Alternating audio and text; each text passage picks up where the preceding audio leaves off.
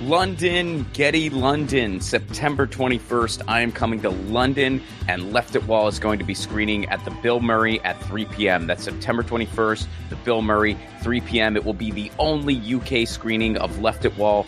Can't wait to see you there. Grab your tickets now at romplicone.com. London, can't wait to see you again. It's been too long. romplicone.com for tickets. See you September 21st. Episode 50, Joy Damiani. Joy Damiani is a musician, veteran, and anti-war activist. She has had quite a life. To escape a religious cult, she joined the military and got sent off to Iraq. Upon seeing the true nature of U.S. foreign policy, when she returned, she became involved in anti-war protests and actions, and she's written some amazing songs too. Buckle in. This story is quite the ride. Please welcome to the show, Joy Damiani.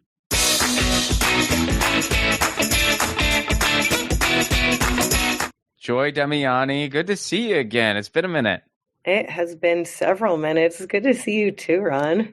Cheers. So let's jump right into it. I mean, we've spoken before. I did your podcast. You did my former podcast. Mm-hmm. So I know a little bit about you already, but I'm curious. Let's start at the beginning. So tell me about your background. How'd you grow up? Oh, well, let's see. I grew up in Syracuse, New York for part of my childhood, most of my childhood. This is actually, I'm chuckling because there's no way to nutshell my background. Like, it's either I could just be like, it was weird, or we could talk about the various elements that led to me being the hot mess that I often am, but like in a creative and fun way, hopefully. I was homeschooled for a lot of my life by evangelical Christian parents who, there's a lot of things that can be said there. Anybody who shares that experience probably already knows, but so a lot of structure and a lot of paradox. A lot of this is what Jesus says, and this is why we're not going to do it. What's your take on homeschooling in general? I think there are wonderful ways to homeschool, and there are absolutely kind of harmful ways to homeschool. It depends on your ideology, why you're homeschooling.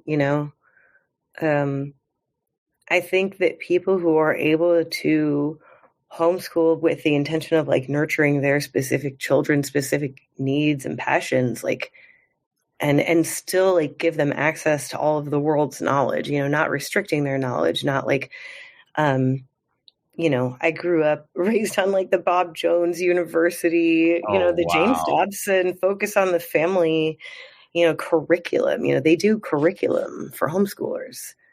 So I was raised on global warming is a theory, but creation definitely happened in 7 days.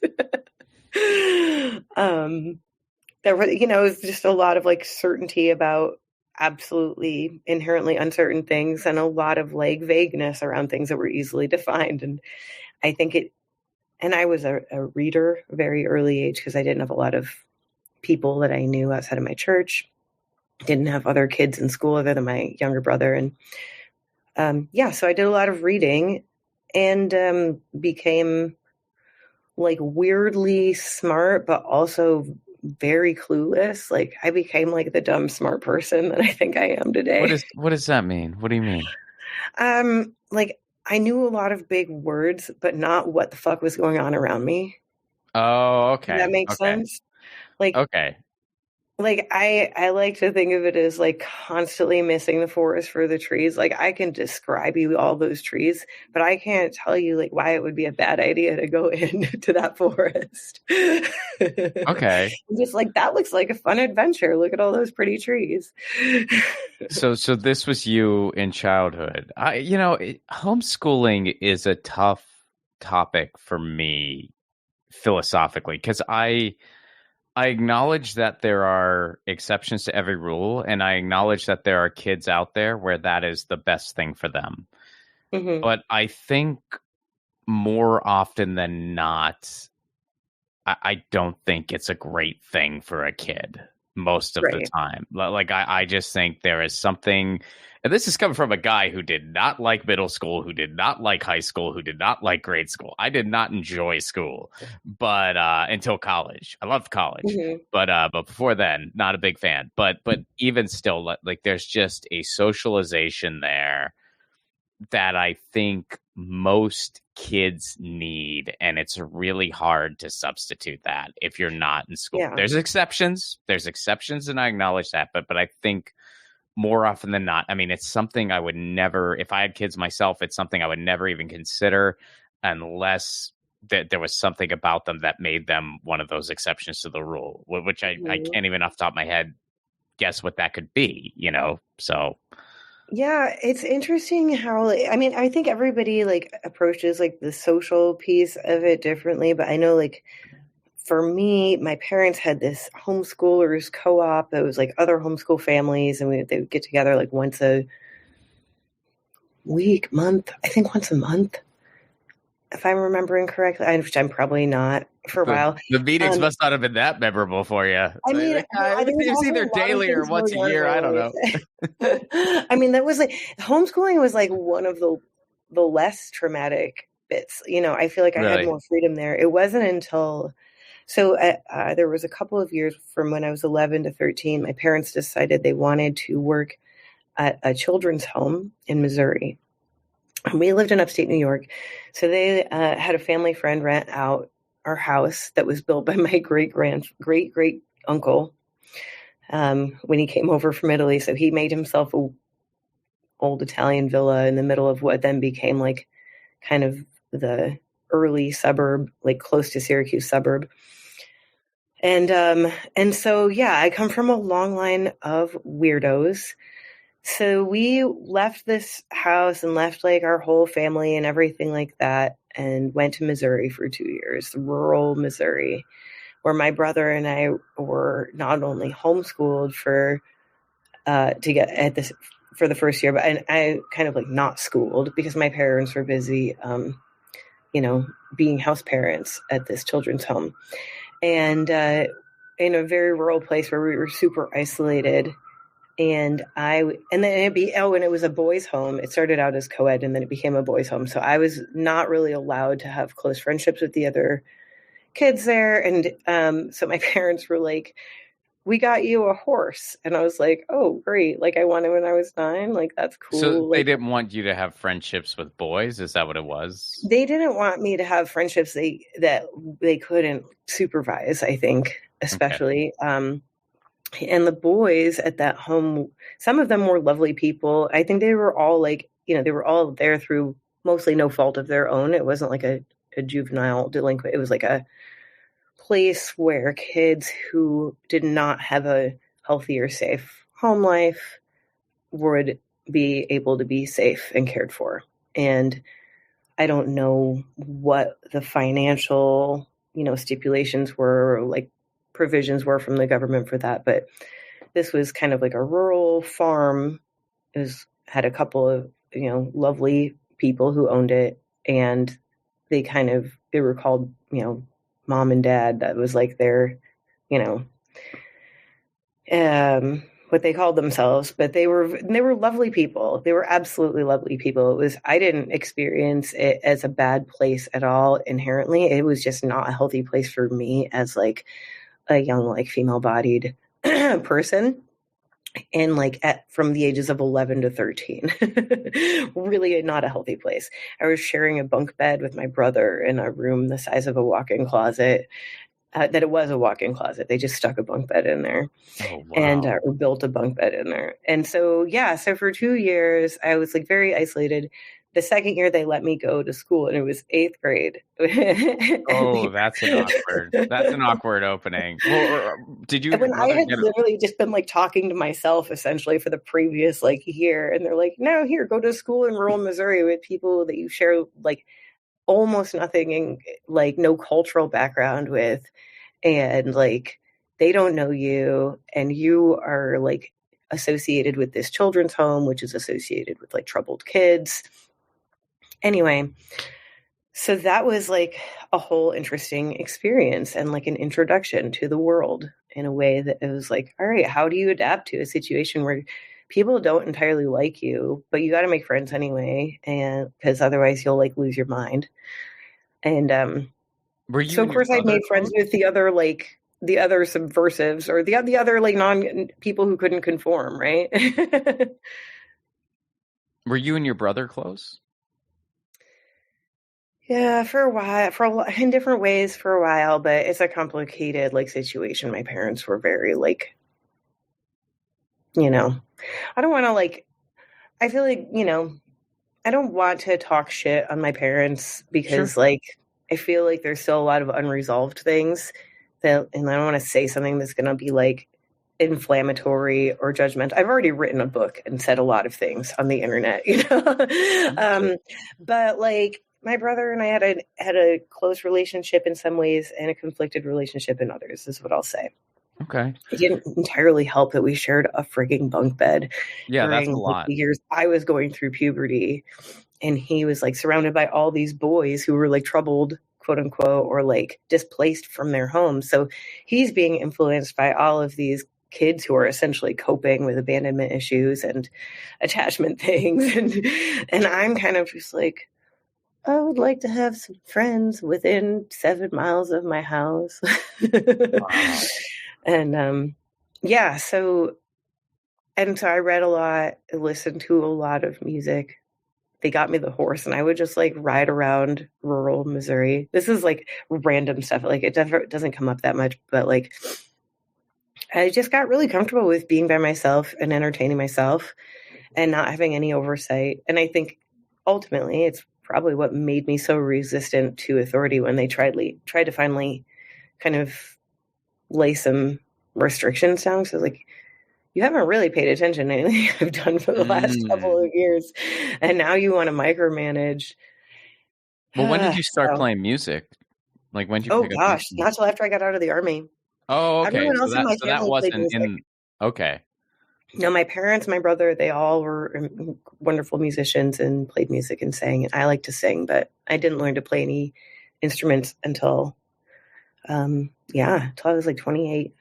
Okay. So then let's fast forward to the army then. What, you're growing up, you have this subversive streak, and so what eventually led to the military? Did you just go to high school, or what happened?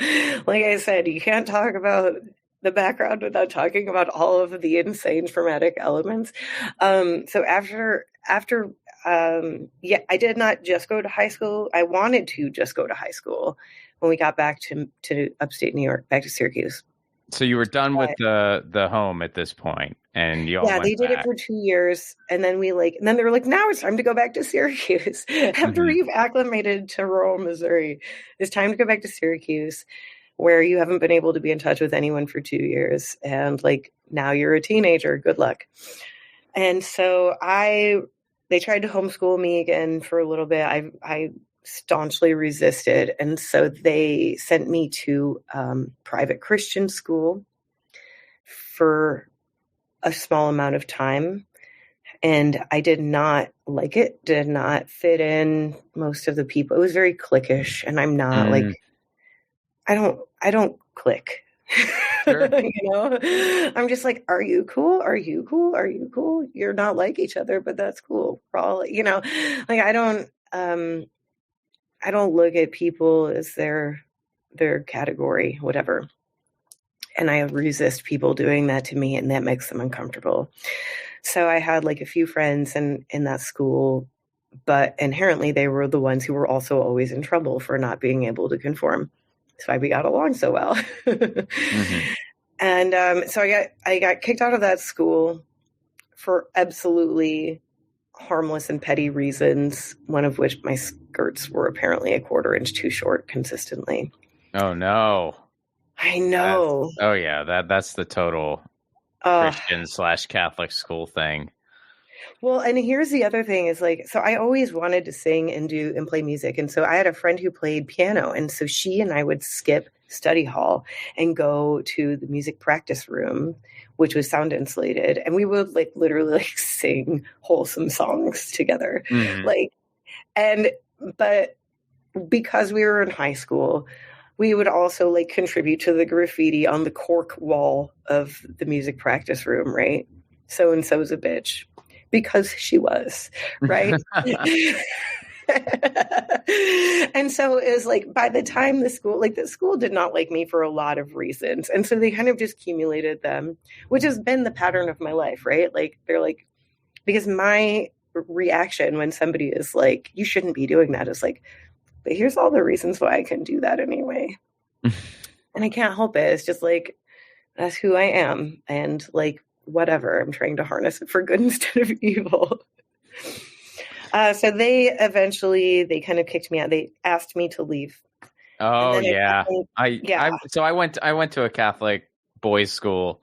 So I know all about it. Didn't happen to me actually. I did get through, I did graduate, but yeah, I was privy to the whole ask you to leave type thing. And Mhm. it was the school I went to, it was just they were really into their reputation a lot. Like that was really Mhm. important to them. I'd imagine it still is to this day. And so there were situations where kids would not be in school in the fall, and you would say, "What happened to so and so?" And they would say, "He got a DUI."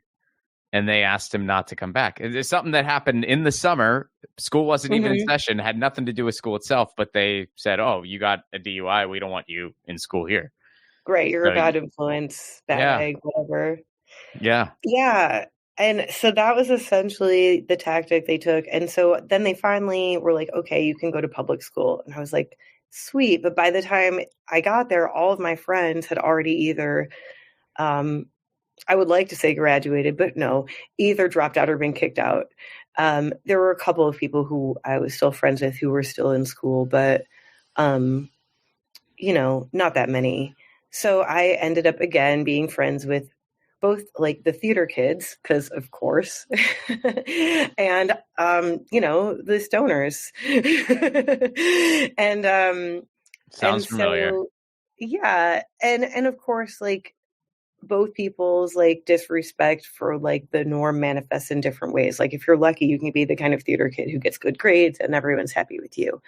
I was not that kind of I didn't have that kind of discipline or whatever. Didn't have like a community because I was new to school, right? Like, I was new all the time.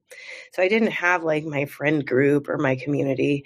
And so I was constantly dealing with haters and it got exhausting. So um I ran away to New York City when I was 16 to live with Wait a my minute, like, aunt who was a sound engineer. oh, okay. So you had some people there. How'd you convince your parents on that one, or did you just I go and didn't. show up? So you just showed up at your I aunt's ran doorstep. away. I was in a fight with my mom because of some micromanaging controlling thing. And it was like a very teenage conflict for me, but it was also like one of those things where I just felt completely separate from my mom in every way. And so I was like, you know what? I'm done with this. I have like $100 in the bank. I'm going to get on a Greyhound bus.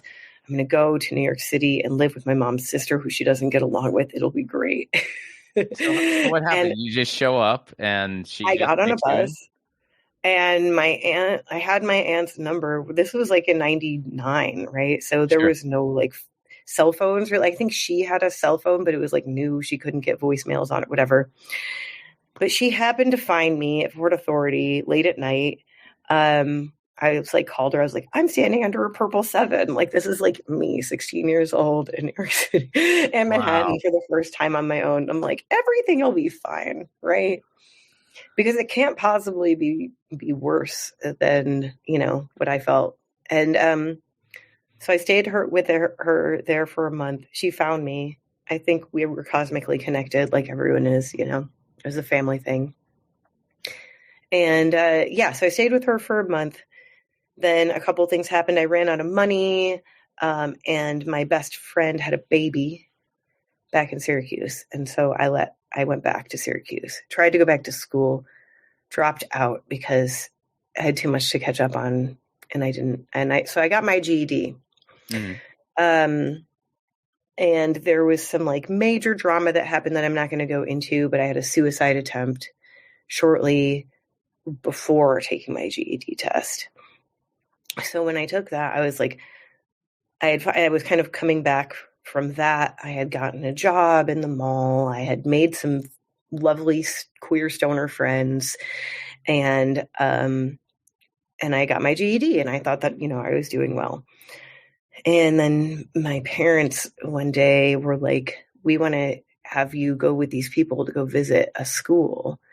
And I was like, what kind of school? And they're like, oh, like a high school. And I was like, well, I have my GED. Like I'm done with high school. And they're like, well, just go check it out because you might like it. And I was like, all right, well, I have to be back for work at 5. And they're like, all right, yeah, totally. And their pastor was in the room too. They had I come home from getting a haircut, which I found out later was like a manipulation to pack all my things.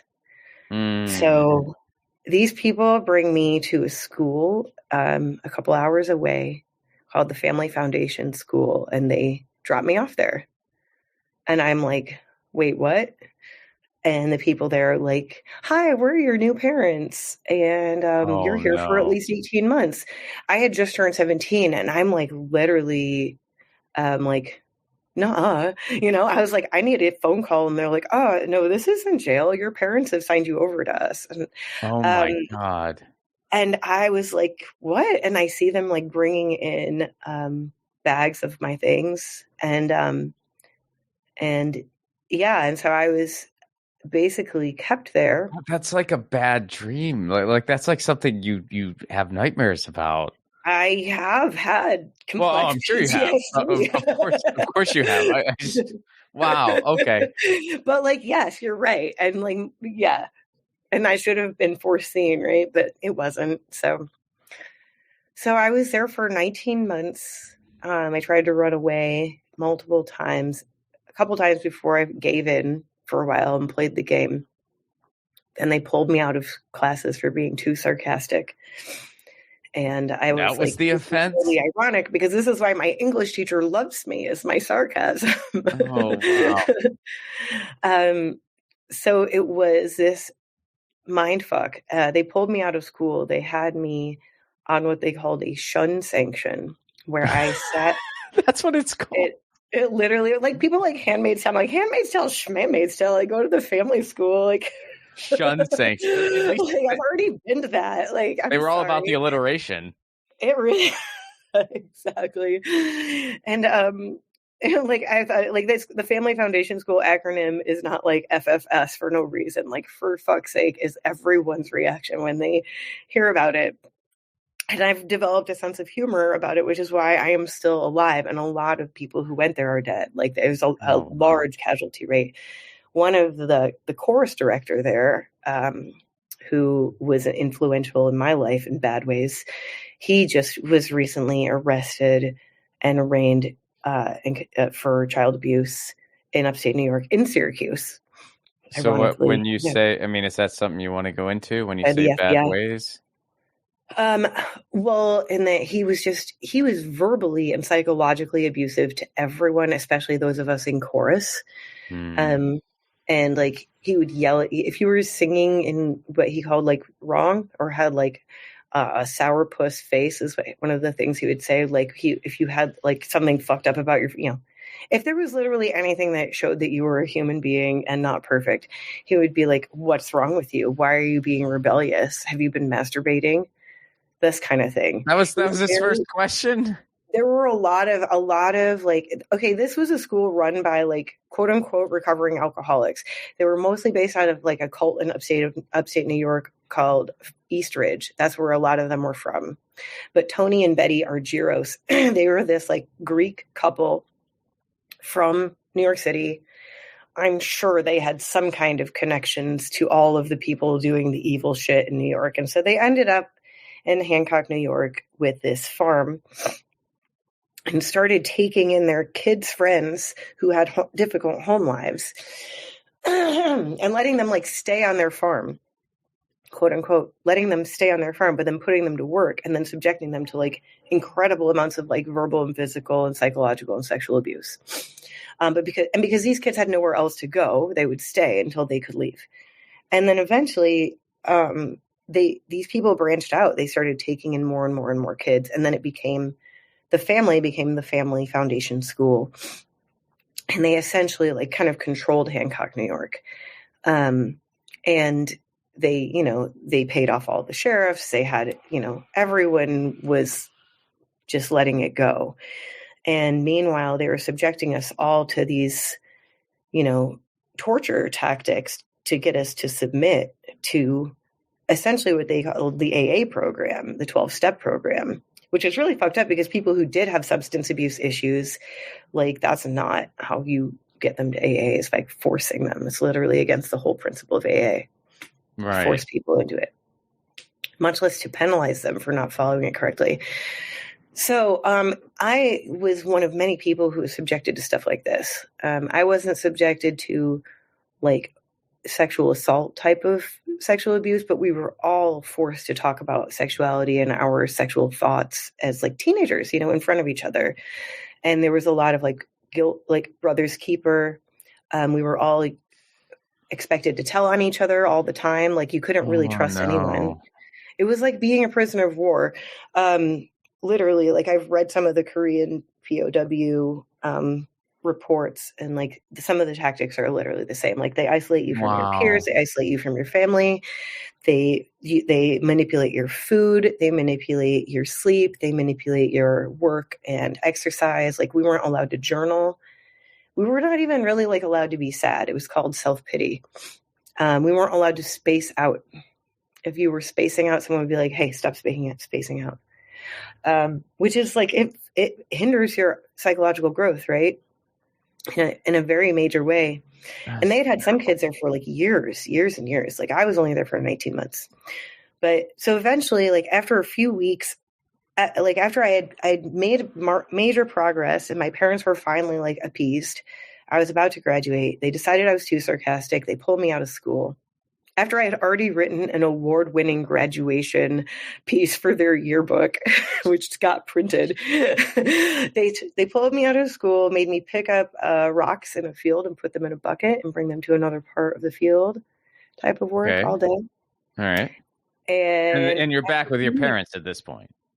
What's that? You're back with your parents? They had cut off my communication with my parents during that whole time. Oh, so this is still via the school. Via the school, yeah. Okay. I was at the school during. So all of these things that I'm describing, those are the context of like me picking up rocks in a bucket. Like this is like things that they've made people do. I wasn't like special. It wasn't. Yes, it was extreme, but not for there. They had isolation rooms that they would put people in. They used to wrap kids in a blanket and tape them up with duct tape and leave them there for hours. But then they like stopped doing that which they all resented, not being able to do that. So I left of my own volition, having turned 18, after a few weeks of the forced manual labor, knowing that my parents were probably not going to let me come home because it was such torture. Like I had to eat my meals alone. A shun sanction meant that nobody was allowed to acknowledge my existence. I was essentially a non-person who did manual labor. I wrote about some of this in my book, actually, which I think I published since the last time we talked. So I go into more detail about that. But I eventually had enough. I had to leave.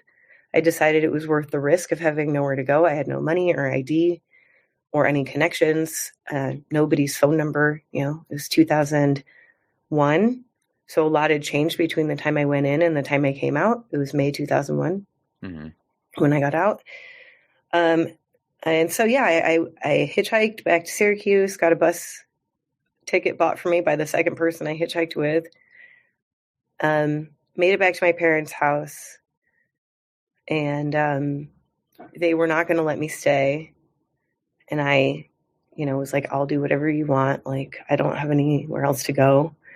They were just like, you left the school, you are about, basically like, I don't want to go all the way into it, but when 9/11 happened and the Army recruiter contacted me, he asked me what I was studying in community college. And I had started going to community college because they said that then I only had to work one job. They're like, you either work two jobs and pay us 20% of your income for rent, or you go to school and get one job. And I was like, okay, cool, school and one job it is. So I was making a little bit of money, but not enough to pay for school. They were like, we'll reimburse you when you get A's. And I was like, fine. Granted, I had already been accepted to a university, and they were like, well, you left the family school, so we're not going to pay for that. And I was like, okay. So the recruiter calls me and he was like, what are you studying? And I said, I want to study journalism. And he was like, I can get you a journalist job in the Army. We'll pay you $26,000 a year. And I was like, yes. Mm-hmm. It was the most autonomy I had ever potentially had. And like, even just the military was like the most autonomy I had. That's so what did that end up being? Because I know that's always how they sell it to people. They're like, what do you want to be? Oh, I want to be a musician. I want to be a journalist. Oh, you can do that here. We have that. They tell you the light side of the force, and then they give you the dark side. Mm-hmm. They're like, you can be a journalist, but actually what it is a public affairs specialist, which is the opposite of journalism. Mm-hmm. But they say you are a public affairs specialist / print journalist because you have learned how to turn propaganda into news, into what it looks like. You've learned how to produce very convincing propaganda. That's what the Defense Information School is. That's our AIT, our Advanced Individual Training. So you go through your basic training, brainwashing, to get you like fully Army. And then you go through your advanced training. And for me, my advanced training was learning how to brainwash other people. So then you went to, they sent you to Iraq too, right? They did, yeah. So I was 19 when I joined. I turned 20 while I was in propaganda training, right, in Fort Meade. And then I was sent to the 3rd Infantry Division in December 2002, with the expectation that I would go to Kuwait with them as one of their public affairs specialists, essentially like a reporter, wears a lot of hats: newspaper writer, newspaper photographer, editor, layout and design, graphic design, like all the things associated with newspaper production we're trained on. And so, but then also like in the field reporting and in the field photography to a certain extent. And so I expected to go with them, but they already had, they were planning to go to Kuwait. And this was December of 2002, right? And so everyone was talking about Afghanistan, right? And then all of a sudden, everyone's talking about Iraq during the time between when I went to basic training in June of 2002 and when I got out of advanced training in December of 2002. Everyone had gone from talking about 9/11 and Afghanistan to Iraq and WMDs and Saddam Hussein. And so then, so I ended up not deploying with that first group because I was new and they had their people already. But that group was part of the initial invasion in Iraq. And so those people came home and they were my coworkers. And that was who raised me, essentially, is a bunch of very bitter and very traumatized propagandists. What were your thoughts on the war at the time? I think I was confused in a way. Like I knew I was anti-war because I had gotten deeply into folk music because there was one teacher at my reform school, at the family school, who was very into folk music, and he allowed me to be in his class even when I was on shun. I could come and sing songs with him, and he was like, and this is Bob Dylan, and and this is Joni Mitchell, and this is Chris Christopherson. And ironically, I'm literally like captive, being taught freedom's just another word for nothing left to lose. And I was like, time to go. So I got very into folk music. I got very into Bob Dylan, got very into the hippie counterculture movement and Hunter Thompson. And then I joined the Army, which made no sense. Right? Right. So then there I was, like, knowing that I was essentially anti-war, but not knowing enough about the history of US politics in the Middle East to understand the context of what was happening. Like all I could know was what I was told. I didn't have the kind of inquisitive mind that was like, now let's find the independent media. It was like, I was still figuring out who to trust, who to listen to. I was cynical, but in very weird and not entirely complete ways. I went through like a libertarian phase. One of those. I think I was like a stunted, like an emotionally. I was a teenager, right? Like I was figuring it out emotionally, psychologically, Sure. I was in a combat zone. Eventually, and so seeing people come back from the war very traumatized, but not really knowing how the words to put behind that, just knowing everyone was an asshole, and like everyone had issues, and everyone was violent. And then deploying myself and seeing firsthand that the Iraqis did not really want us there. There were those of them who were working with us because it was a way to survive. It made sense. You would rather work with them than against them, type of thing. Maybe some people who were like loyal to Saddam and had been able to find a way to, everyone has their reasons for why they worked with the military as an occupied people, right? We were the occupiers. Sometimes it makes sense to form alliances. So I was able to just sort of see that firsthand. Like there was people working with us, there was people working against us for various reasons that had nothing to do with what we were being told. They did not hate our freedom, right? They hated that we were taking their freedom.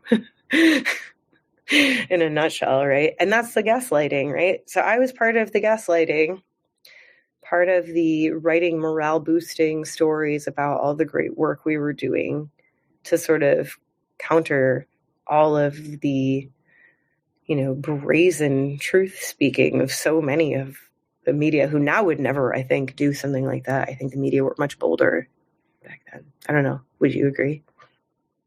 On a corporate level or just completely? I think the corporate media back then was still, very, very flawed and tragically underserving for what we needed as a people. But I think comparatively speaking, it was better then than it is now. Yeah. I mean, for me, and I was in a much different situation. I mean, I was pretty apolitical until my first year of college. And then I started asking, why the hell are we over in Iraq? It doesn't make any sense. But the people who really, blew the lid off for me and radicalized me, it wasn't the corporate media. It was, Juan Cole's blog about the Middle East. It was Democracy Now! It was Noam Chomsky. It was all of that. So I certainly can't. I feel like there was a little more analysis than we would get today, but there was still, the Bush administration was faxing talking points, like there was still all of that. So yeah, that would be my take on it. Exactly. And I think it was the beginning of the embedded media time. Embedded media was not a thing in the first Gulf War. But I think maybe to an extent, but it really became a major thing in Afghanistan and especially Iraq. It was our way of restricting journalists' access to truth, right? Because we controlled who they spoke to. We controlled what they saw because we provided their security, right? So it was either they trust us or they pay for their own security detail and they do their own thing. And that was not really feasible for most independent news outlets. And so there was not a lot of access to people who had counterpoints to be made. Like we would restrict their access if they wrote something that we didn't like, or spoke to someone they weren't authorized to speak to. We would say we're revoking your access, and they couldn't do anything about that. Did that happen often? Yeah, I mean, it happened enough. And it wasn't like an overt, we're revoking your access. It was just like, we're not returning that person's requests anymore. They're not favorable to us. They're not a friendly, They're not a friendly. The media was definitely like the enemy in a lot of ways. And so that was part of, I was like, I don't want to be part of the problem. So when I got out of the Army, I was like, there's not a lot of options to be a journalist who's independent. I didn't have a lot of exposure to that. Democracy Now! Was like mainstream independent, right? And it's still, or actually, I wasn't even listening to Democracy Now! Really, I was listening to NPR, which sometimes would have some like bits of Democracy Now! NPR was different then than it is now. I mean, Yeah. NPR was I would say much better than it is now. I mean, they weren't taking Coke money at that point, but like Right, and that's the thing is like it transformed a lot. Like I was living in Georgia, right? So NPR was kind of like the leftist right, thing you that was could as good get, as it got. Yeah. right? And we did, that was terrestrial radio. Like we didn't have satellite radio, we didn't have social media, we didn't have all this like exposure to all of this, critique that we have now. Which is again why it's so frustrating to me to see people refuse to make critiques now that we have all of the information. They're like, no, the Democratic Party is going to save us. I'm like, have you not like read the notes? Yeah. So you get out of the military, and now are you just completely, because now you are an anti-war veteran, a veteran against fascism. I think I saw that was the shirt, right? Veteran against fascism. Veterans Against Fascism. Yeah, I mean, And is that is that like a proper org or no? No, it's not. Okay. It was a shirt that was promoted by an org that I'm not going to name drop because I have a lot of problems with them. No worries. As far as misogyny and lack of accountability. So but it was an org that I was working with for a short amount of time, and it said everything I needed to say. I was like, yep, this Veterans Against Fascism. And I wasn't so overt about it. Like I didn't have the language, right? Like I had a lot of feels, I had a lot of rage. I had a lot of like questions.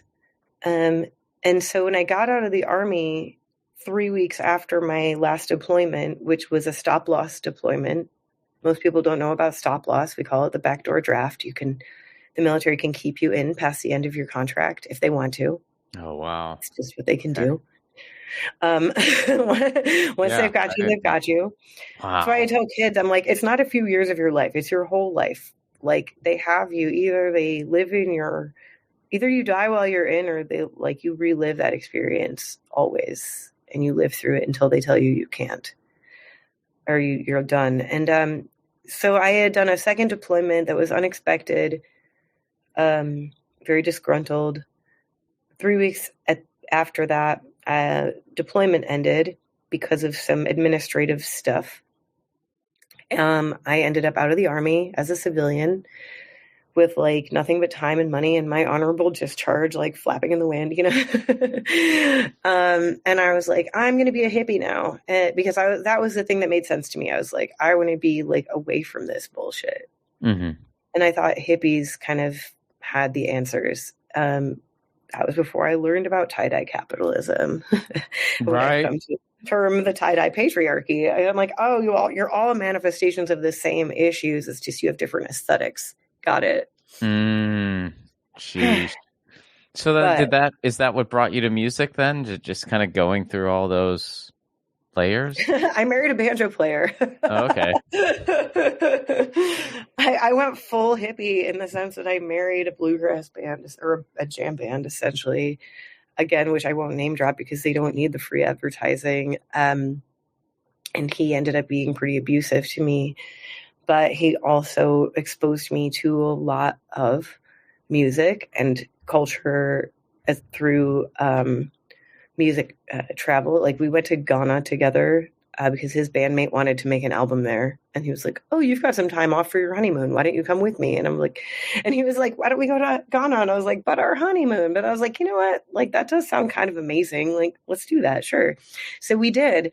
And there was some drumming workshops that his bandmate had set up for his studio musicians that he wanted to work with, and kind of incidentally was like, okay, and like the wives, the partners can like go do this beginner drum class. And I was like, sweet.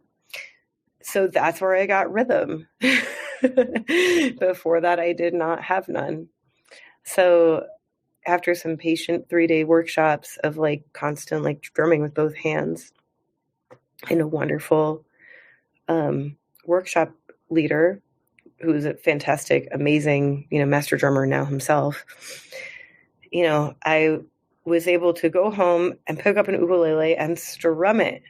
which I had not been able to do before. I was just kind of like a brong, brong, brong, brong, brong, brong, and I was finally able to be like junk, junk, junk, junk, junk, junk, junk, junk, like with like moving both my hands could move independently. Like Yeah. the left and right brain finally like made friends because of that. So, like life is full of bitterness and sweetness and lightness and dark. And, several years after that relationships ended, I still see this person as toxic and his community protecting him from accountability as toxic. However, I also see a lot of like the beautiful things that I was able to, glean from that situation that have allowed me to be more effective in my activism, quote unquote. I don't know if you call it activism or just I would call it activism. spreading my ideas. Yeah. Yeah. I mean, you've been on the front lines and on your I got shot in the buttocks. You got shot, yeah. Literally, like they galaxied they like shot a freaking tear, like some kind and that was of bullet. You were protesting in Portland and you got shot in the ass. Mm-hmm. Yeah. I became that cliche. I Forrest Gumped my way through the protest. Like I feel like I'm your non-binary Forrest Gump. So, last question, fast forwarding to where you're at now. It's All Right to Not Be Okay, one of your songs. Kind of unpack that sentiment for me. Yes. Okay. I feel like this goes along with like all of my favorite, and has been inspired by all of my favorite activists and like deep anarchist thinkers and doers in the world of like, we have to accept not okayness as part of life. Like we cannot like toxic positivity our way through anything. We can't like blind optimism our way through shit. We can't just like lean on our privilege. We have to like stand on our privilege to make a difference for sure, to reach those high places that need to be reached or those like awkward places that need to be reached. But like ultimately it's about like accepting our wholeness, my wholeness as a person and my connectedness with the bigness of the earth. Like we are all literally not just we're not metaphorically connected. We are literally connected. Like we are all made of the same stuff in different shapes. Literally, like the trees, the sky, the clouds, like our legs, our arms, the plants, like everything is made up like of the same basic stuff. And especially the longer we live in a place, the more we are of that place. No place is constantly stable. No place is constantly the same. No place is constant. Like the cliche, I don't know if Dylan said it first or many people, probably many people said, the only constant is change. I think that was the first person I heard or impacted me say it. The only constant is change. And part of change is like, it can't just be good shit all the time. It can't just be comfort. It can't be just be happiness. When I changed my name from my former married name to my current name, I dropped my first name and promoted my middle name, Joy. And our mutual friend, Eleanor, and I were chatting, and she was like, "Oh, I've got to share this book with you, Joyful Militancy," which I don't know if you've read, but it's a really lovely and non-complicated and accessible read that I got through happily, quickly. Down, so. Yeah, and it talks about joy as a state of capacity for changing, for making change and being affected by change, right? Mm-hmm. It's not an emotion. It's the embodiment of all emotions, essentially. It's a state of being. And so my part of my like personal internal activism, because that's all I really can influence. I can only know that I can influence myself, right? I'm not going to be like, I will be the next activist to say all the things. Like I'm going to like give myself notes to self all the time. And part of my notes to self is like, you don't have to be fine. Like you can be a hot mess. Like you can be like all the things at once. And still be joy, that's because that's like, that is authenticity, and not in a harmful way, not in a like, fuck you, I'm being authentic way, but in a way of like, this is honoring who we authentically are as beings. Like, we're not closing out any of our emotions. We're accepting that the demand to shut out emotions is a demand of capitalism and imperialism, because it keeps us from revolting, and acknowledging that sadness has a cause.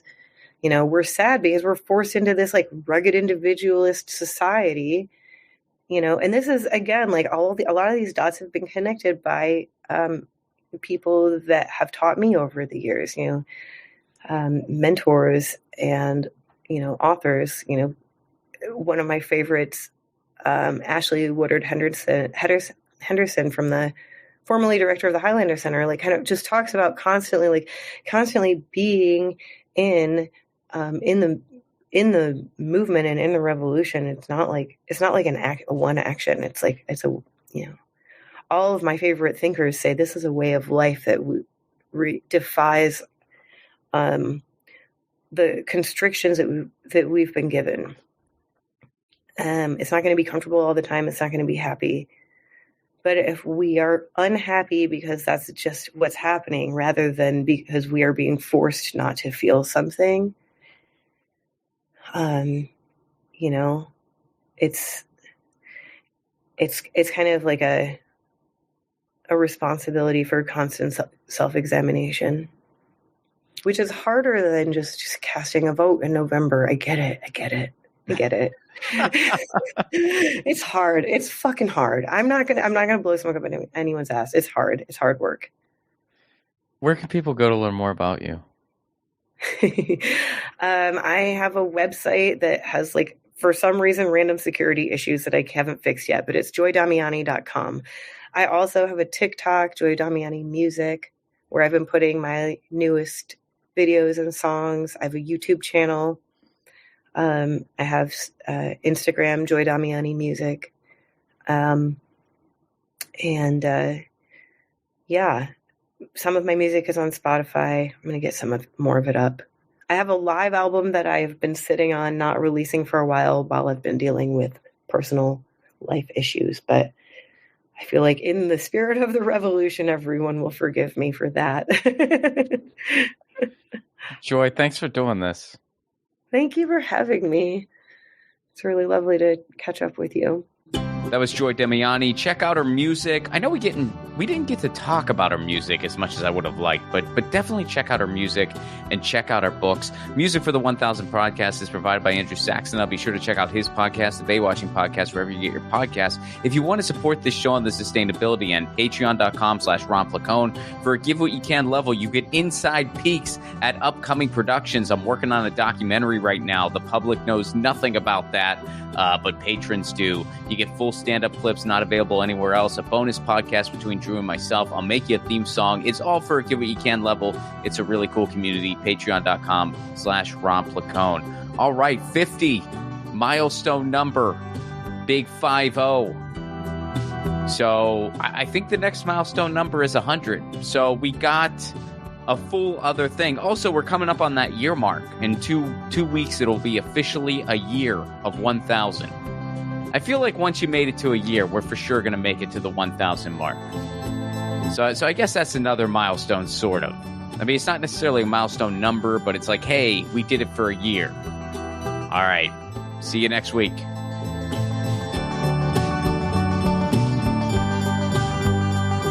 Hey guys, Ron Placone here. Take your own 1000 challenge. No, you don't need to interview 1,000 people, although if you want to do that, go for it. Your 1000 challenge can be whatever you want. Maybe you want to call a friend out of the blue once a week. Maybe you want to read a book every month. Maybe you want to start a different garden every season. I guess that might be dependent on where you live. Look, the point of the challenge is taking on an endeavor that enriches your life in some way, and it can be measured. And then, of course, you do it regularly. That's what 1000 is doing for me, and hopefully for you too.